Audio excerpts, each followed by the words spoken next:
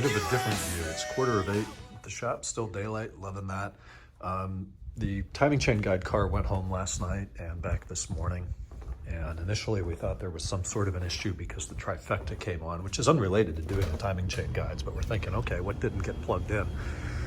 And I asked the customer if he's seen that before, and he reminded me that I pointed that out on the inspection a few months ago.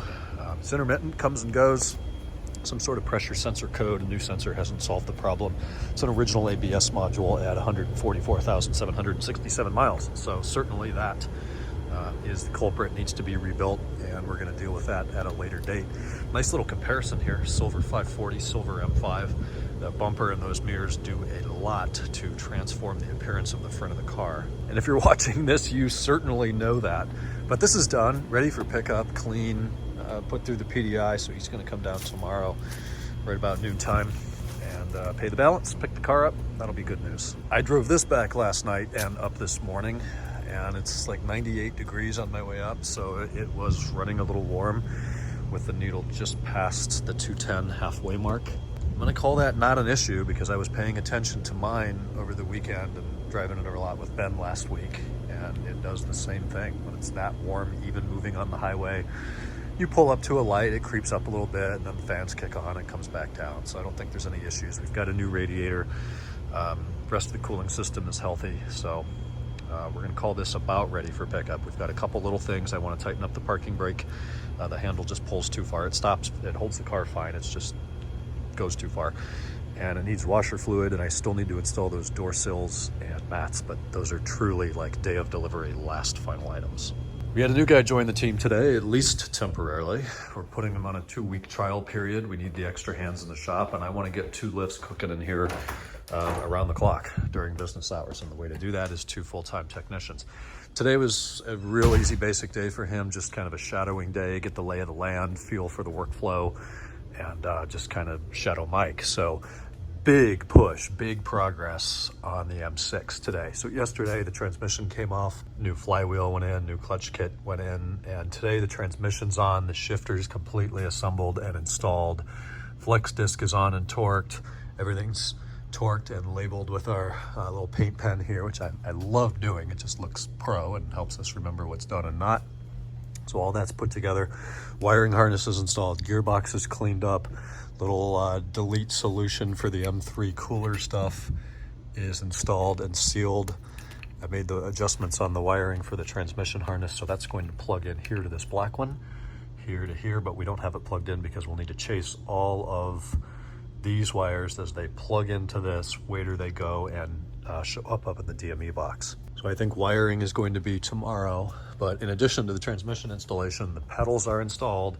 And you know, it's a million parts for the pedals, little springs and clips and brackets and bushings and grommets and all that fun stuff. So pedals are in. All we've got to do is bleed out the slave master and slave clutch cylinders, but we're hooked up to the brake fluid reservoir in the car. And then of course all the plumbing down under the carpeting to and from the slave master is all done and plumbed absolutely beautifully right here into our new E90 M3 slave cylinder. I've spent the last few hours out here in the shop tidying things up. I know there's a ways to go, but we had just boxes of old used and replaced hardware sitting around that's now been either thrown out or assimilated into our used parts inventory or parts collection.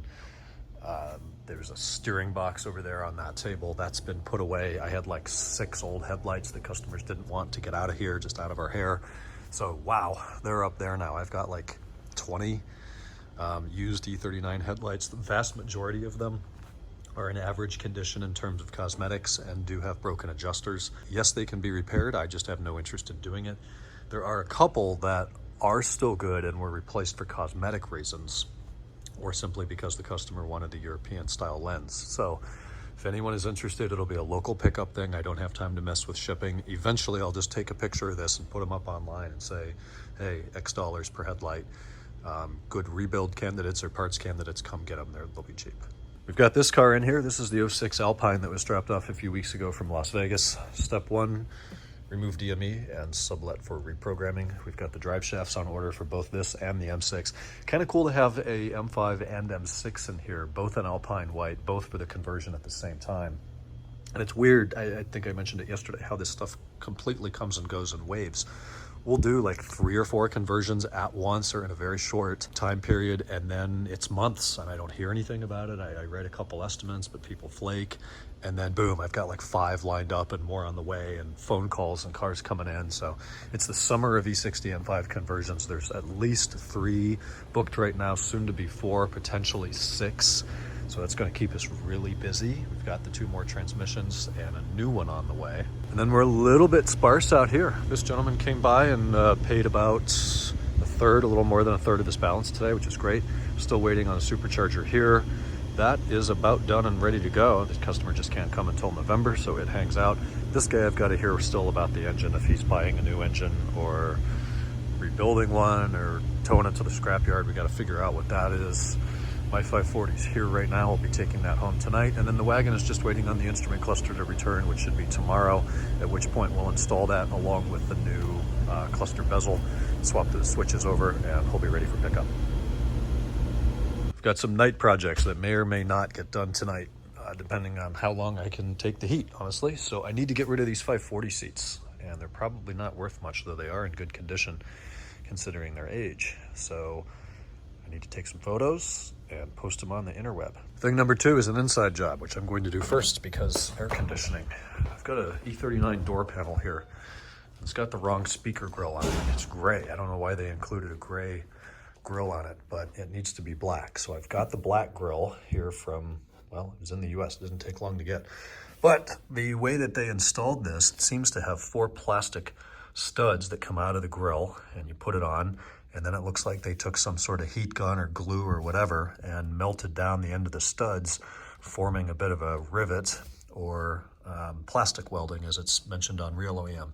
The instruction to replace the grill is undo plastic welds and remove grill, and then put fresh grill on and take like 4 circlip kind of body nut things and press those down over the studs. Well, I ordered 20 of those nuts this morning, or those circlips, and I was informed that they're no longer available and out of stock worldwide. I checked with 11 other suppliers and confirmed the same thing. So we'll have to come up with plan C. So here is the speaker grill that I removed. For whatever reason, it's finished or painted silver. Never seen that before. And it had plastic studs that stick out the back, and then they use some sort of a plastic melting rivet tool / soldering iron.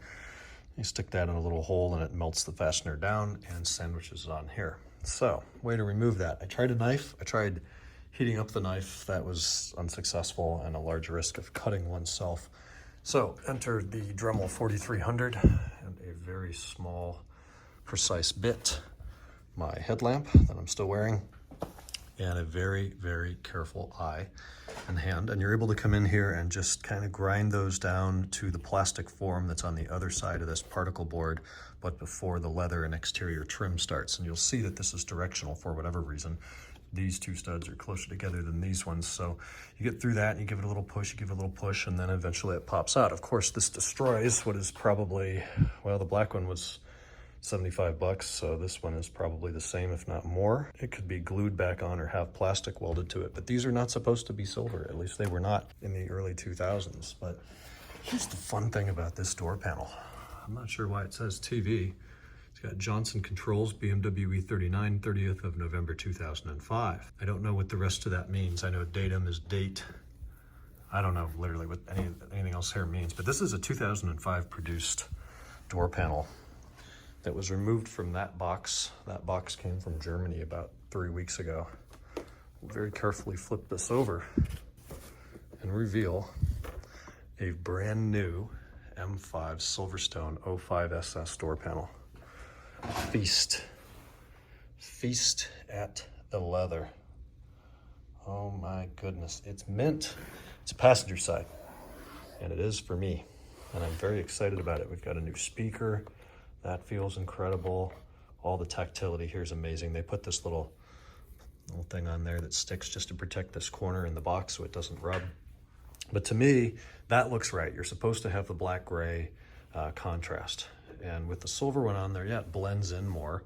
Maybe it looks better and more streamlined, but it doesn't match the rest of the car. I want it to look original, and that's a black grill. Thankfully, I had 4 of those circlips, not the perfect ones, and I had 3 of one type and 1 of another type, and The one that was too small, I just clamped it in the vise and literally shaved off a few microns with a drill bit, like a 3mm drill bit, and it fit perfectly. I just pushed them on with a 7mm nut driver, nice and snug, and it's not like you can even get behind this thing to pull it anyways, but that is in there. Fits great, looks right, not going nowhere. Look at that vinyl, not one kick mark in it, not one scuff, just flawless. So obviously we'll be transferring over the Titan silver trim, the, what do they call that? Carbide or Titan, something like that, door handle, a window switch, probably a puddle light. I don't think it doesn't come with a puddle light, but it comes with everything else, as in the speaker grill, which was wrong. And the vent and all the clips. Why the front three are yellow, I have no idea. They specify that on Real OEM that the front three are yellow in a different part number. Go figure. Oh, and it doesn't come with this little black thing that goes right there that helps clip it on the door, so no problem with that. I'll just move it over. And then I resealed these about a year or two ago on my car, and I put the E38 little rubber grommets on each one of these just to make things a little quieter. So I'll transfer those over when I install this as well. Another anomaly here is for the tweeter, or one of the tweeters, that little speaker right there.